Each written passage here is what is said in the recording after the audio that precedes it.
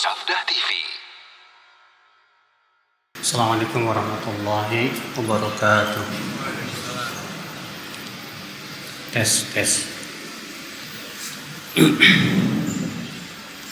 Innalhamdulillah nahmaduhu wa nasta'inuhu wa nastaghfiruhu wa na'udzu billahi min shururi anfusina wa min sayyiati a'malina man yahdihillahu fala mudilla lahu wa man yudlil fala hadiya lahu.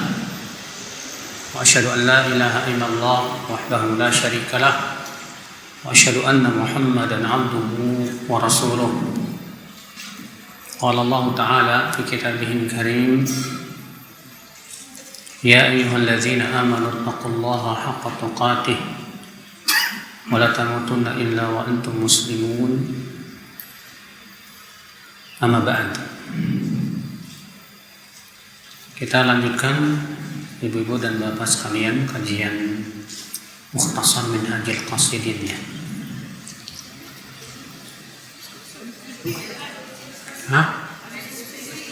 Hadis kursi. Ke bawah buku. Ada bukunya nggak? Bisa minta nggak? Pinjam.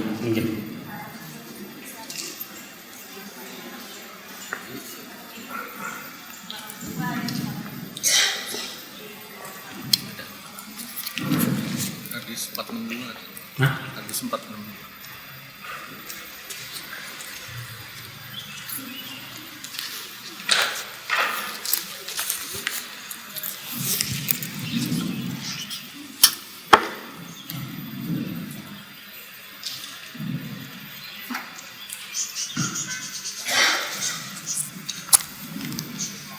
Hadis 462.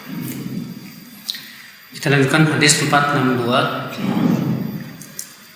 Ihwal Nabi memilih untuk tawadhu. Dari Abu Hurairah, semoga Allah meridainya, ia berkata, suatu ketika Jibril duduk di dekat Nabi Sallallahu Alaihi Wasallam. Lalu beliau menatap ke langit, serta tiba-tiba ada satu malaikat yang turun ke bumi. Kemudian Jibril berkata, inna hadzal malak ma nazala mundu yawmin khuliqa qabla sa'ah. Falamma nazal qala, ya Muhammad, arsalani ilaika rabbuk. Qala, afamalikan nabiyyan yaj'aluk aw 'abdan rasula. Qala Jibril, tawadha' li rabbik ya Muhammad. Qala bal 'abdan rasula. Sesungguhnya malaikat ini belum pernah turun semenjak ia diciptakan, ya, sampai saat ini. Ketika malaikat itu turun, maka ia berkata, hai Muhammad, Tuhanmu telah mengutus kepadamu, mengutus aku kepadamu. Ia berfirman, apakah kamu dijadikan sebagai raja dan nabi, ataukah kamu dijadikan sebagai hamba dan rasul? Maka mereka Jibril berkata kepada Rasulullah SAW, tawaduklah wahai Muhammad kepada Tuhanmu. Maka Rasulullah SAW sabda, abdan rasulah, aku dijadikan sebagai hamba dan rasul. Ya, ikhwatul Islam, saudaraku seiman. Dari sini, masya Allah, hadis yang agung, Pak, di mana Rasulullah SAW mengajarkan kepada kita tentang ketawadhuan. Dan sudah pernah kita jelaskan hakikat tawadhu, di mana tawadhu itu hakikatnya adalah menerima kebenaran, walaupun itu dari orang yang lebih rendah dari kita. Iya. Dan kita tidak pernah menganggap remeh siapapun, walaupun dia orang miskin, walaupun dia bawahan kita, walaupun dia tidak ilmunya lebih rendah dari kita. Tapi kita tidak pernah meremehkan siapapun. Itulah tawadhu. Di sini Rasulullah SAW ditanya oleh malaikat, apakah kamu ini raja, seorang nabi dan raja, ataukah kamu seorang hamba dan rasul? Apa kata malaikat Jibril? Tawadhulah kamu kepada Tuhanmu. Maka Rasul bersabda, aku ini hamba dan rasul. Ya, bukan raja ya dan nabi, tapi hamba dan rasul. Berarti saudaraku sekalian, beliau adalah hamba Allah. Maka posisikan beliau sebagai seorang hamba. Jangan posisikan beliau melebihi kedudukannya sebagai seorang hamba.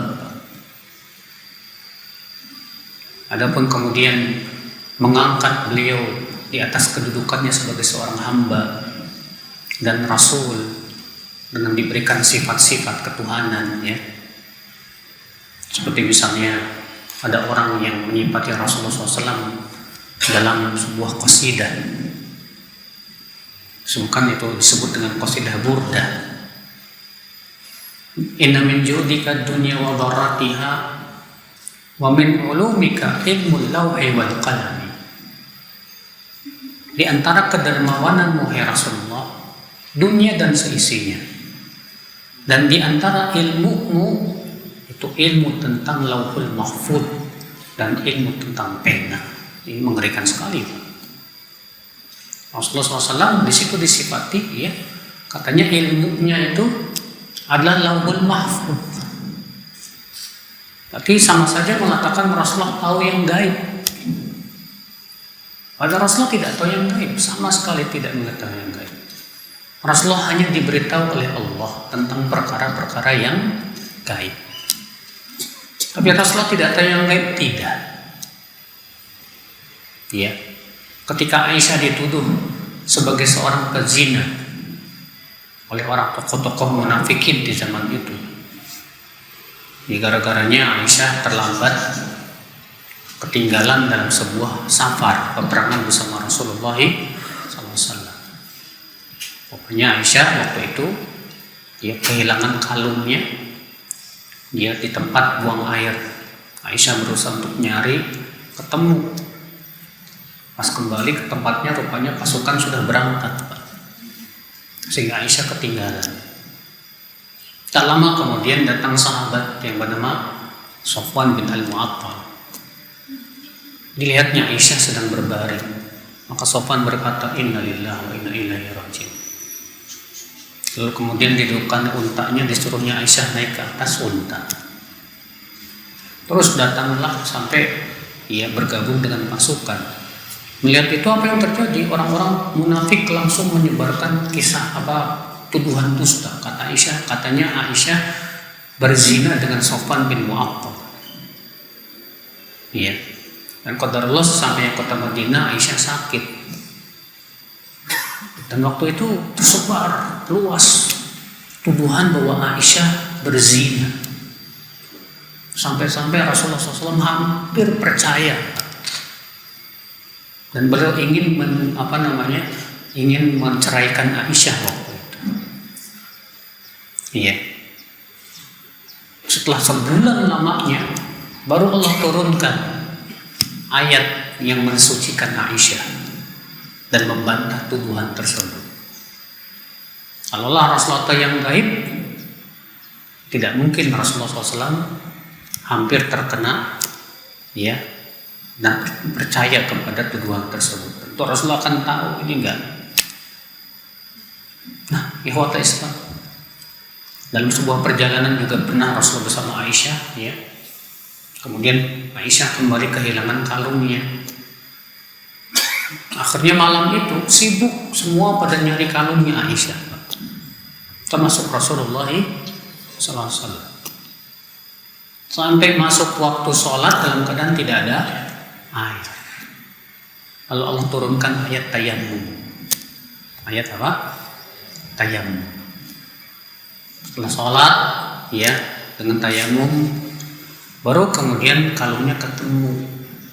ya, berada di bawah unta. Kalau Rasulullah tahu yang gaib, nggak perlu nyari-nyari lagi.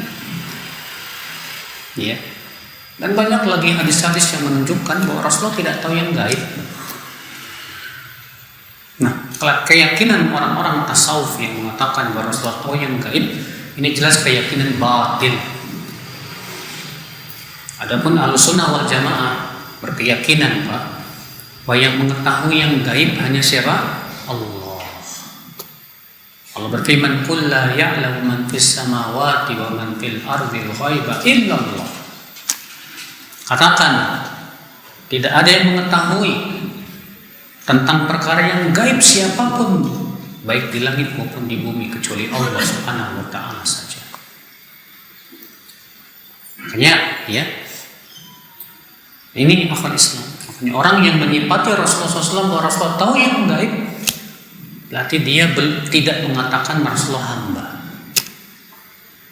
Tapi hakikatnya dia sudah menyifati Rasulullah dengan sifat apa? Ketuhanan.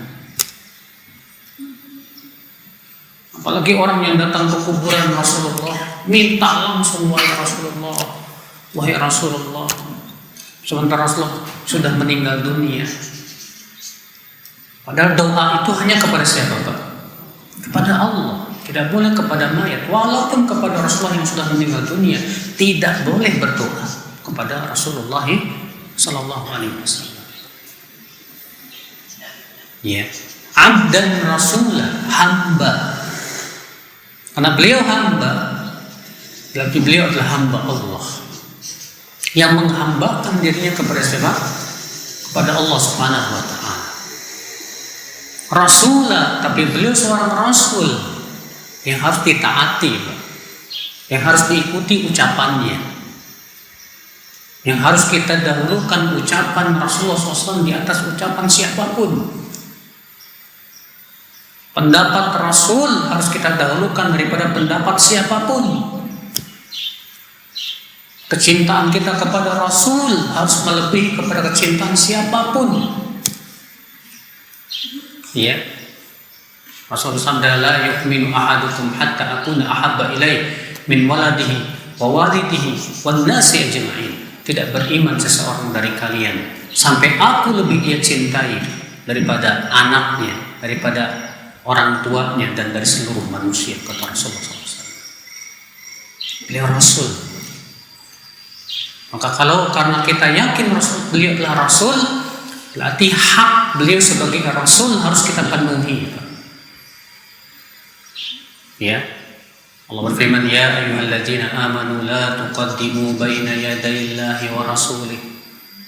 Hai orang-orang yang beriman, jangan kalian mendahului Allah dan Rasul. Dan kelak setiap kita di kuburan akan ditanya tentang Rasulullah Sallallahu Alaihi Wasallam. Beliau bersabda, "Fabi tus'alun." Tentang aku kalian akan ditanya, kata Rasulullah SAW. Sebenarnya apa? Menyelisih Rasul itu berat. Menyelisih Rasul itu apa? Berat. Ancamannya neraka. Allah Ta'ala berfirman, "Falyahdharil ladzina yukhalifun an amri an tusibahum fitnatun aw yusibahum adzabun alim." Hendaklah waspada orang-orang yang menyelisih perintahnya. Itu di sini kembali kepada Rasulullah SAW. Hendaklah waspada orang-orang yang menyelisih perintah Rasulullah untuk ditimpa fitnah atau ditimpa azab yang pedih. Lihat, orang yang menyelisih perintah Rasul, Allah menyebutkan dia akan ditimpa salah satu dari dua nih. Yang pertama ditimpa fitnah. Apa fitnah yang dimaksud? Kata Imam Ahmad, itu kesyirikan atau kekafiran. Atau yang kedua ditimpa azab yang pedih, ini mengerikan. Tapi yang pertama lebih mengerikan lagi, Pak. Akhul Islam, saudaraku saya. Makanya kalau antum menyelisih pendapat anak ringan, Pak. Selama antum menyelisih anak karena mengikuti dalil, antum menyelisih Ustaz Yazid, Ustaz Hakim, ringan, Pak. Tapi kalau antum menyelisih Rasulullah sallallahu alaihi wasallam, itu yang berat. Kalau kita ngikutin ustadz itu karena ngikutin dalilnya, bukan karena kita menganggap ustadz ini tidak mungkin salah. Kalau antum punya keyakinan ustadz ini tidak mungkin salah, berarti antum sudah gulu. Yang tidak salah itu Rasulullah sallallahu alaihi wasallam. Ya. Kalau sang ustadz membawakan dalil dari Al-Quran, hadis dan ijma', kita taati, jangan selisih. Bukan karena kita takut menyelesaikan ustadznya, bukan, tapi menyelesaikan Rasulullah SAW. Itu yang kita takutkan. Kalau ustadz berpendapat tapi dalilnya juga kurang kuat atau lemah, kemudian antum selesihi karena ngikutin yang lebih kuat dalilnya, ringan itu, Pak. Makanya jangan sampai, Pak, lawan kita pada hari kiamat adalah Rasulullah sallallahu alaihi wasallam. Jangan sampai, saudara. Iya. Ikhwatul Islam, saudaraku seiman rahimani wa rahimakumullah jami'an. Ini beliau hamba dan apa? Rasul. Kata-kata hamba meniadakan sikap gulu berlebihan kepada Rasulullah SAW sehingga menempatkan beliau sebagai kedudukan Allah. Rasulullah SAW adalah tuturuni kama atratin nasara Isa bin Maryam. Jangan kalian berlebih-lebihan memuji aku sebagaimana orang-orang Nasrani berlebih-lebihan memuji Nabi Isa bin Maryam. Innama ana abdun, aku ini hamba Allah. Faqulu abdullahi wa rasuluh. Katakan aku ini hamba Allah dan Rasul. Subhanallah. Lihat ketika sebagian sahabat ada yang berkata kepada Rasulullah, anta sayyiduna wa ibnu sayyidina. Engkau sayyid kami, anak sayyid kami. Maka Rasulullah khawatir ucapan ini akan menimbulkan sikap kelebihan. Apa kata Rasulullah? As-sayyid wallah. Sayyid yang hakiki itu hanyalah Allah. Ayyuhan nas, la yastahwiyannakum syaitan, kata Rasulullah. Wahai manusia, jangan sampai setan menyeret kalian kepada kesesatan. Lihat Rasulullah SAW menutup pintu, Pak. Jangan sampai umatnya berlebihan terhadap Rasulullah sallallahu alaihi wasallam. Maka kata Anas bin Malik, para sahabat itu, Pak, sangat mencintai Rasulullah SAW. Tapi ketika Rasulullah datang, tidak ada satupun sahabat yang berdiri untuk menyambut Rasulullah SAW, karena mereka tahu Rasulullah tidak suka disambut dengan cara apa? Berdiri. Sampai begitu, Pak. Rasulullah mengajarkan umatnya supaya tidak bersikap apa? Gulu. Iya. Maka kata hamba meniadakan sikap gulu, dan kata Rasul meniadakan sikap meremehkan. Sikap apa? Meremehkan Rasulullah sallallahu alaihi wasallam. Seperti halnya orang Mu'tazilah yang menolak banyak hadis hanya karena tidak sesuai dengan akal. Katanya hadis ini nggak masuk di akal. Lalu mereka bikin kaidah sendiri. Kalau dalil Al-Quran hadis bertabrakan dengan akal, maka yang harus dipilih adalah akal. Ngeri ini, Pak. Ini sama saja ya meremehkan Rasulullah sallallahu alaihi wasallam. Nah ini saudaraku sekalian.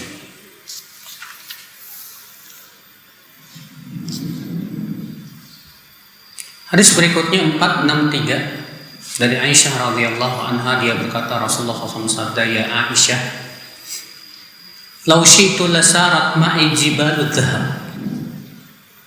Ja'ani malakun inna hujzatahu latusawil Ka'bah. Faqala inna rabbaka yaqra'u 'alaika as-salam wa yaqul in syi'ta nabiyyan 'abdan wa in syi'ta nabiyyan malika." Fanadhartu ila Jibril alaihissalam fa asyara ilayya an dha' nafsak faqultu nabiyyan 'abda. Qalat wa kana Rasulullah SAW ba'da dhalika la ya'kulu muttaki'an yaqul akulu kama ya'kul 'abdu wa ajlisu kama yajlisul 'abdu.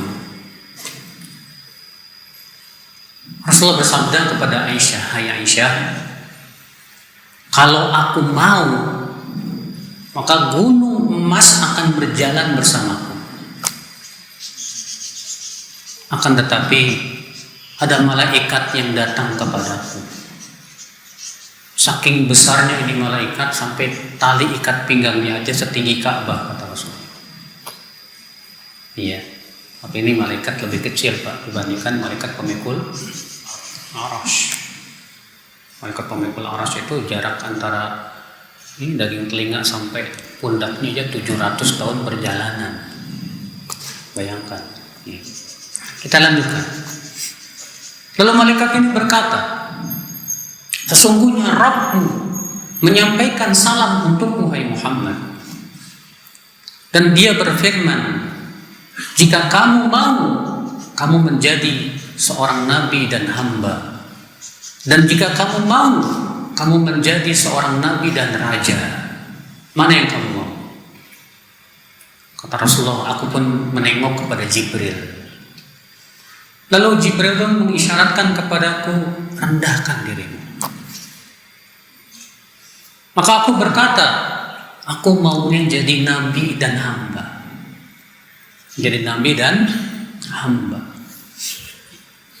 Berkata Aisyah, semenjak itu Rasulullah SAW tidak pernah lagi makan sambil bertelekan, sambil bersandar. Beliau bersabda, "Aku makan seperti hamba sahaya yang makan, dan aku pun duduk seperti hamba sahaya yang duduk." Tawadhunya Rasulullah sallallahu alaihi wasallam. Hadis ini akhal Islam subhanallah ya. Beliau adalah merupakan uswah untuk kita, Pak. Setinggi apapun diri kita, Pak. Setinggi apapun jabatan kita, Pak. Sekaya apapun antum, Pak, jangan pernah merasa diri antum tinggi. Ada enggak manusia yang kedudukannya lebih tinggi dari Rasulullah SAW? Enggak ada. Manusia yang paling dicintai oleh Allah, manusia yang paling tinggi derajatnya, bahkan Rasul Nabi yang terbaik adalah Rasulullah SAW. Bahkan Rasulullah mengatakan di sini, "Hai Aisyah, kalau aku mau, itu gunung emas akan mengikutiku." Gampang. Rasul tinggal minta dikasih. Gunung emas, Pak, bayangkan. Tapi subhanallah, ternyata Rasulullah SAW memberikan contoh yang baik buat kita. Maka ini setiap kita juga ya berusaha mengikuti Rasulullah SAW. Antum punya kedudukan tinggi sebagai jenderal misalnya, bintang 4 atau bintang 5 atau bintang 6, nggak tahu, atau bintang kejora. Ya akhi, kamu setinggi apapun, walaupun jenderal, jangan pernah bersombong. Kalau sudah masuk kuburan, itu titel nggak ada manfaatnya, Mas. Dimana malaikat Munkar dan Nakir ya takut ngadepin jenderal, takut ngadepin bos besar. Kalau sudah mati, yang dia bawa apa? Kain kapan. Yang bermanfaat di kuburan amal. Makanya akal Islam jangan pernah kita merasa tinggi. Tawadhu ya. Siapa kita? Kalau bukan karena Allah yang memberikan kepada kita kedudukan, kalau bukan karena Allah yang memberikan kepada kita harta, memberikan kepada kita ilmu, wallahi kita ini hamba yang tidak ada apa-apanya. Nah, ini saudaraku sekalian. Makanya ya, orang yang merasa dirinya kok lebih baik dari orang lain, merasa tinggi, berarti dia sudah terkena penyakit apa? Sombong. Dan sombong itu, Pak, ya sifat yang paling dibenci oleh Allah. Sampai Rasul mengatakan la yadkhulul jannah man kana fi qalbihi mithqala dzarratin min kibrin. Tidak akan masuk surga orang yang ada di dalam hatinya sebiji sawi aja dari kesombongan. Masya Allah. Sekecil apapun itu kesombongan, kalau ada di hati, waduh repot Pak di hari kiamat Pak. Coba deh, kalau antum melihat orang miskin, antum memandang dia remeh nggak? Kalau antum memandang dia remeh, berarti masih ada kesombongan di hati. Antum yang udah lama ngaji, pas melihat yang baru ngaji, ada nggak merasa, wah saya senior? Kalau dia junior, hati-hati loh mas. Seorang ustadz setinggi apapun ilmu, jangan pernah meremehkan siapapun yang dia anggap nggak punya ilmu. Jadi orang yang nggak punya ilmu ini lebih tawadhu, lebih takut kepada Allah, lebih ikhlas, ya, lebih sungguh-sungguh kepada kebaikan. Nah, disinilah saudaraku seiman rahimani wa rahimakumullah jami'an, ya. Usaha kita setiap kali muncul ada perasaan merasa tinggi, rendahkan lagi. Demikian salafus saleh. Umar bin Khattab pernah, ya, beliau merasa tinggi. Saya kan Amirul Mukminin, saya kan khalifah, saya berarti yang paling tinggi. Maka Umar langsung sadar, langsung naik mimbar dan berkata, ketahuilah, aku ini hanyalah anak seorang wanita yang makan tepung gandum. Turun lagi, bingung para sahabat, kok Umar tiba-tiba naik mimbar ngomong gitu, ngapain? Ditanya oleh akhirnya, kenapa engkau tiba-tiba ngomong gitu? Tadi di hatiku ada perasaan bahwa aku lebih tinggi. Aku seorang khalifah, aku seorang Amirul Mukminin, maka aku ingin merendahkan diri. Masya Allah.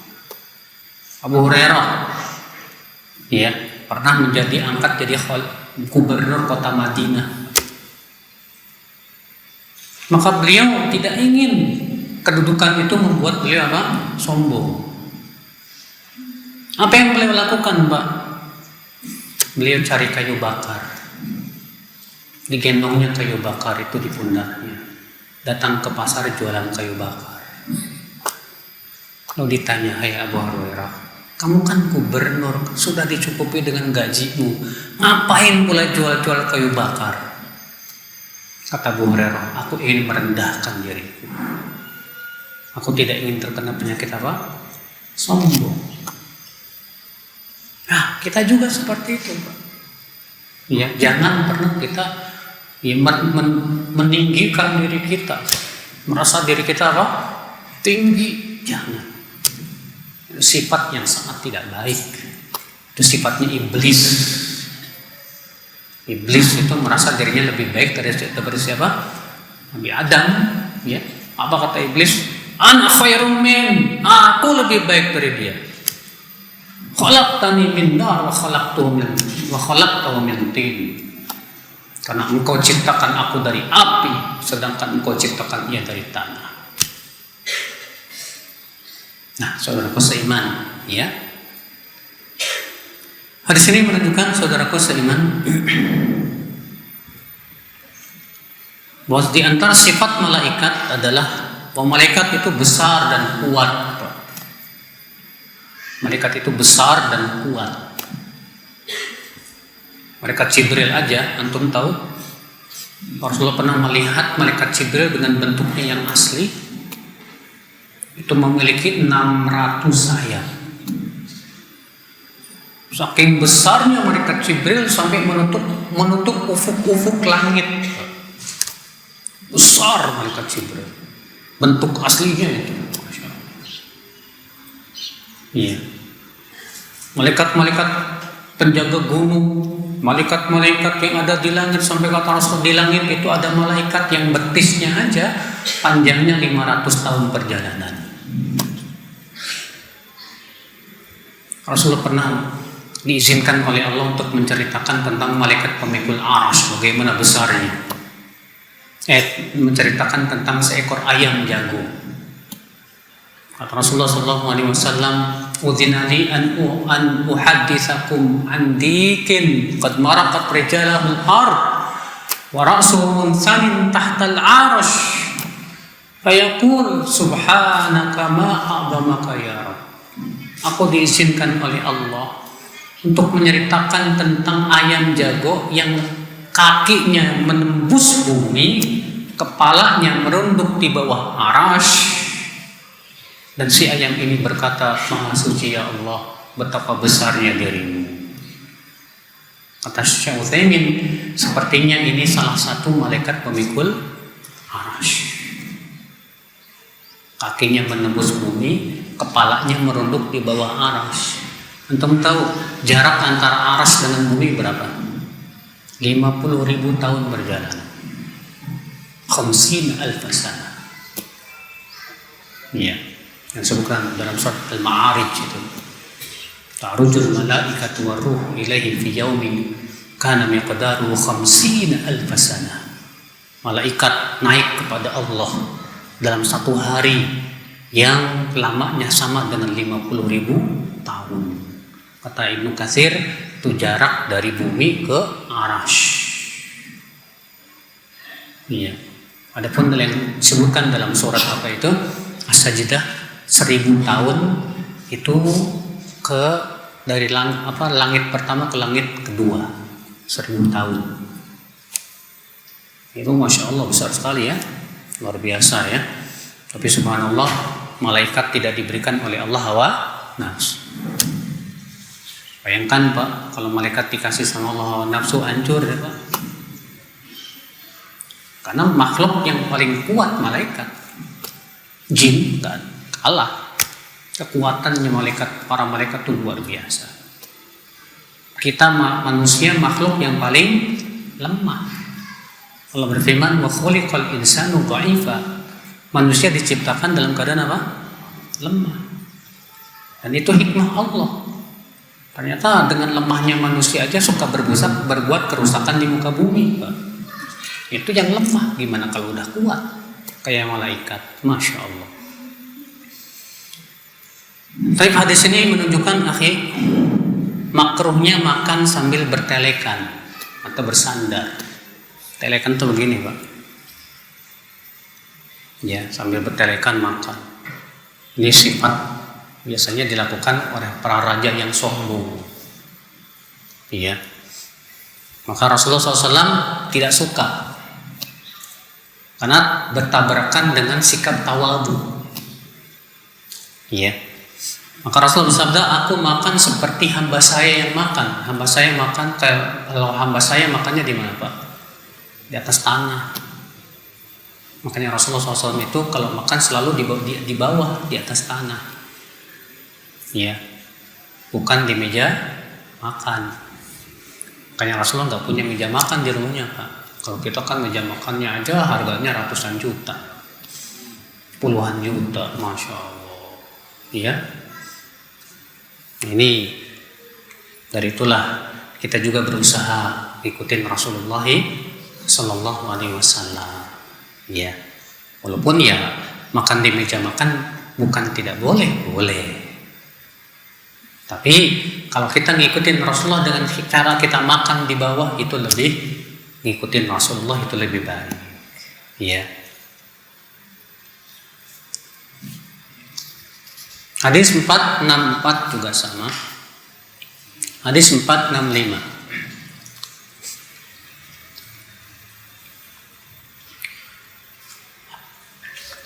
Ikhwal Nabi yang kagum terhadap umatnya yang banyak. Dari Suhaib, semoga Allah meridhoinya, ia bercerita, seusai mengerjakan sholat, Nabi berbisik sesuatu yang tidak kami pahami. Beliau tidak mengucapkan secara jelas kepada kami. Rasulullah SAW kemudian bertanya, apakah kalian memperhatikanku? Ya, jawab seseorang. Beliau bersabda, fa inni qad zakartu nabiyyan minal anbiya u'tiya junudan min qaumi. Faqala man yukafi'u haula aw man yaqumu li haula kalimatan syabihatan bihadhihi syakka Sulaiman. Qala fa awha Allahu ilaihi ikhtar liqaumika baina ihda thalath.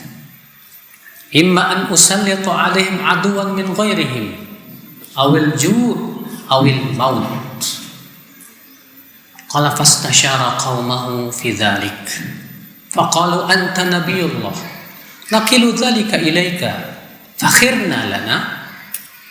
Qala faqama ila salatihi qala wa kanu yafza'una idza fazi'u ila salat. Qala fasalla.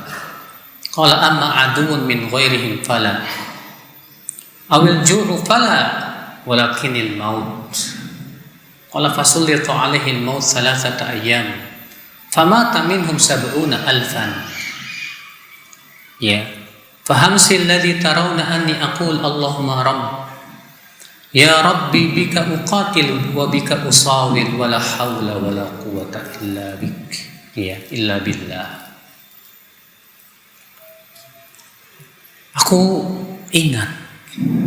Aku mengingat seorang nabi dari para nabi terdahulu yang diberikan oleh Allah pasukan yang sangat kuat, Pak, dari kaumnya itu. Lalu kemudian nabi ini mengatakan, siapa yang mampu melawan pasukanku? Siapa yang mampu mengalahkannya? Artinya nabi ini merasa bangga dengan apa? Pasukannya yang sangat luar biasa kuatnya, Pak. Gara-gara itu Allah pun kemudian memberikan wahyu kepada nabi ini. Silakan kamu pilih antara 3 perkara untuk pasukan kaum itu. Yang pertama, dikuasai oleh musuh, atau yang kedua, ditimpa kelaparan, atau yang ketiga, mati. Masya Allah. Ya, gara-gara nabi ini merasa apa? Bangga dengan kekuatan apa? Pasukan dan kaumnya yang tak terkalahkan. Pokoknya Allah Subhanahu wa taala ingin memberikan sanksi, peringatan, pelajaran. Ya. Allah menyuruh nabi ini memilih 3 perkara. Mana yang kamu mau? Dikuasai musuh, atau ditimpa kelaparan, atau kematian? Maka nabi ini pun bermusyawarah dengan kaumnya. Maka kaumnya berkata, ya pasukannya itu, engkau kan nabi Allah, kami serahkan saja kepada engkau, silahkan pilih yang mana. Maka nabi ini pun berdirilah untuk sholat. Dan mereka kebiasaannya apabila mereka ketakutan, biasanya mereka segera sholat. Maka kemudian nabi ini berkata, adapun musuh, adapun dikuasai musuh, jangan sampai ya Allah. Adapun ditimpa kelaparan juga jangan ya Allah. Tapi lebih baik kematian saja. Maka kemudian Allah pun menimpakan kepada mereka kematian selama 3 hari. Sehingga meninggallah di antara mereka 70.000 orang. Itulah kenapa aku tadi berbisik. Aku berucap dengan kata-kata yang lirih. Karena aku berdoa, Allahumma ya Rabb, bika uqatil wa bika usawil, wala hawla wala quwata illa billah.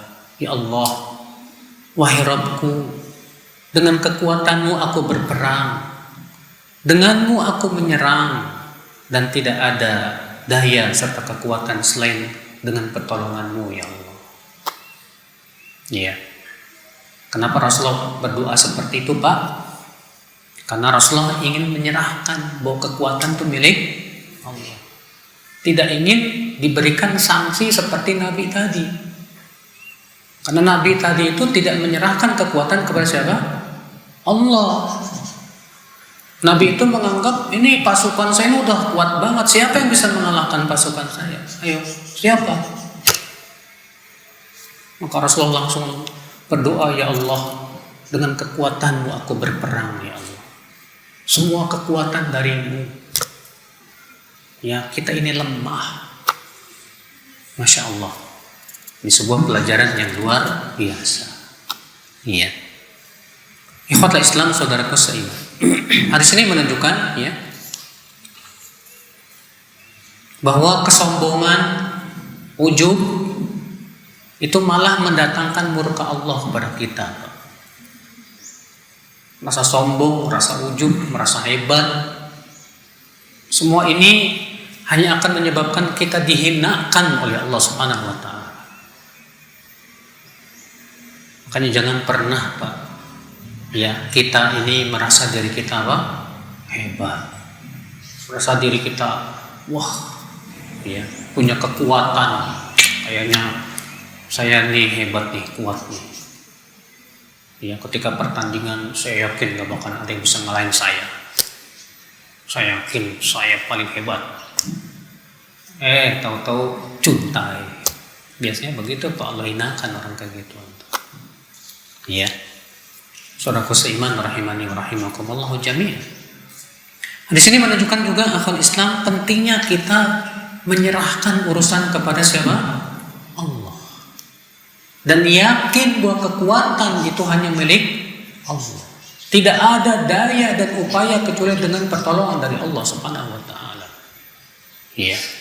Jangan pernah antum berserah atau menyandarkan diri kepada kepandaian, kecerdasan, skill, kemampuan. Jangan, Pak. Kadang kan kita merasa pede, Pak. Saya kan IQ-nya aja 200. Waduh, berarti saya ini ya jenius. Saya punya skill banyak. Saya punya kemampuan yang luar biasa. Akhirnya apa? Lupa untuk meminta pertolongan kepada siapa? Allah. Karena menyandarkan diri kepada kemampuan diri kita. Ini termasuk dosa besar, saudara. Bahkan termasuk syirik. Karena sekuat apapun kita, sehebat apapun skill kita, secerdas apapun kita, kalau Allah tidak bantu, tak bakalan bisa. Maka jangan pernah kita merasa tertipu dengan kehebatan diri kita, ya. Iya. Makanya kalau antum bilang sama teman, udah pede aja lah, percaya diri aja lah. Kalimat ini bisa benar, bisa salah, Pak. Makanya kalimat yang paling bagus itu tawakal kepada Allah. Sehebat apapun kamu, kalau Allah tidak bantu, kamu nggak bisa. Itu kalimat yang benar. Iya, jangan kemudian kita suruh dia untuk apa? Bersandar kepada kemampuan dirinya dan skill dirinya itu, jangan. Iya. Nah, saudaraku seiman rahimani wa rahimakumullah jami'an. Jadi ini pelajaran yang sangat agung ya. Supaya kita tidak menyandarkan diri kepada apa? Kekuatan diri kita, kemampuan kita, skill kita, kecerdasan kita dan yang lainnya. Jangan sampai. Ya, tawakal. Antum ibadah sama. Orang kita mau baca Quran, saya yakin bisa ngapalin Quran dengan cepat. Saya cerdas kok. Iya. Kita katakan akhi, tidak boleh. Tawakal sama Allah. Kamu mau beribadah, tawakal kepada Allah. Kita nggak bisa khusyuk kalau Allah tidak memberikan kita kekhusyuan. Iya. Nah ini, ya, ikhwatul Islam saudaraku seiman. Hadis 466 sama. Hadis 467. Ihwal hadis, kemuliaan adalah sarungku dan kebesaran adalah jubahku. Dari Abu Sa'id Al-Khudri, dari Abu Hurairah, dari Nabi SAW bersabda, Al-izzu, Allah Ta'ala berfirman, al-izzu izari. Keperkasaan itu adalah sarungku. Wal kibriya'u ridai. Dan kebesaran atau kesombongan itu adalah ridaku, selendangku. Faman naza'ani bi syai'in minhu ma'adzabtuhu. Maka siapa yang menyaingi aku dengan sesuatu dari keduanya tadi, aku pasti akan menyiksa dia, mengadab dia. Ya, Masya Allah, saudaraku sekalian, Allah tegas mengatakan, Pak, bahwa yang berhak sombong itu hanya Allah. Yang berhak sombong hanya Allah. Sombong buat makhluk itu sifat yang kurang dan tidak layak makhluk sombong. Tapi sombong bagi Allah itu sifat yang sempurna. Memang kalau kita mendengar kata sombong banget sih lo gitu kan. Ya. Jangan samakan ketika Allah disifati dengan sifat apa? Sombong. Kalau Allah sombong sempurna karena Allah pemilik segala sesuatu. Kalau manusia sombong nggak sempurna. Kenapa? Manusia nggak punya apa. Apa yang mau disombongkan? Kekayaan Allah yang ngasih. Jabatan Allah yang ngasih. Kecerdasan Allah yang ngasih. Ketampanan Allah yang ngasih. Terus ngapain disombongin? Dikasih semua kok. Kayak antum, ya, rumah dikasih, mobil dikasih sama orang. Terus antum mau nyombongin diri, nih gua kaya, padahal semua dikasih orang. Ngapain? Gak berat. Ya. Kalau Allah sombong, tapi Allah tidak zalim. Beda dengan manusia. Manusia sombong pasti zalim.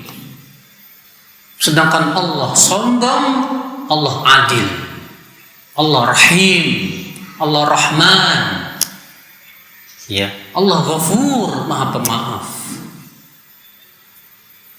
Maka dari itulah saudaraku, sifat sombong ini sifat hanya milik Allah.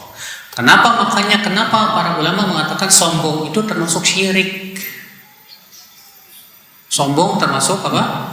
Sombong bagi makhluk termasuk syirik, tapi syirik kecil. Kenapa? Karena dia sudah menyaingi Allah dalam sifat apa? Sombong.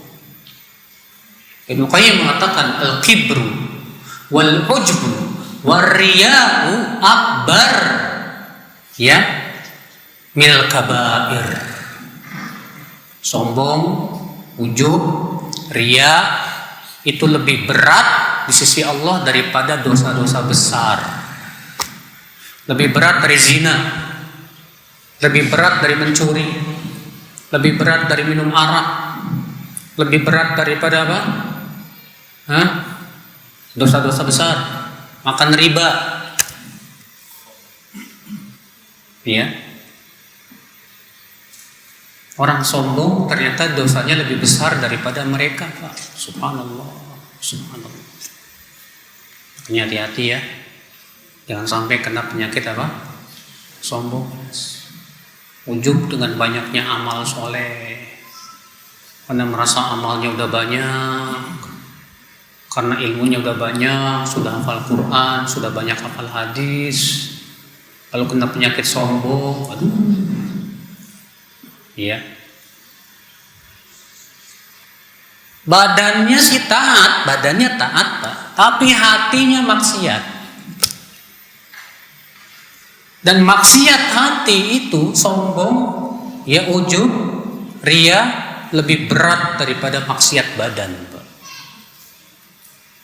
Gimana kalau kita mati dalam keadaan sombong? Kita kira matinya suul khatimah atau husnul khatimah, Pak? Alhamdulillah.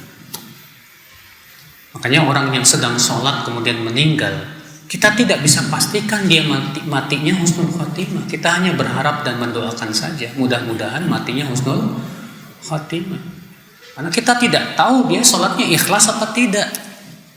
Gimana kalau ternyata sholatnya sedang ria, ingin dipuji orang, tahu-tahu meninggal? Kira-kira orang seperti ini matinya husnul khatimah apa su'ul khatimah? Su'ul khatimah. Na'udzubillah. Nasallallahu salamata wal afiyah. Nah, saudaraku seiman. Maka di sini Rasulullah Allah mengingatkan bahwa kesombongan, kebesaran itu hanya milik Allah. Jangan pernah kita merasa diri kita besar, merasa diri kita hebat, tinggi di atas orang. Jangan, saudaraku. Iya. Hadis 468 sama, 469 juga sama, 470 juga sama, 471 sama, 472 sama.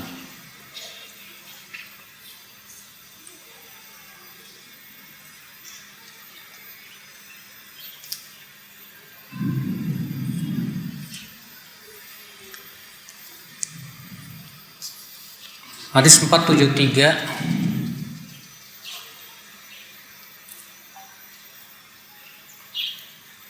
ihwal hadis tidak ada seorang pun manusia melainkan di kepalanya ada kekang, hakamah. Iya.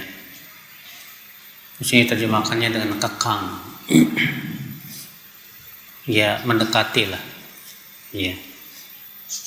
Dari Abdullah bin Abbas dari Rasulullah SAW bahwa beliau bersabda, "Ma min adamiyyin illa fi ra'si hakamah biyadi malak.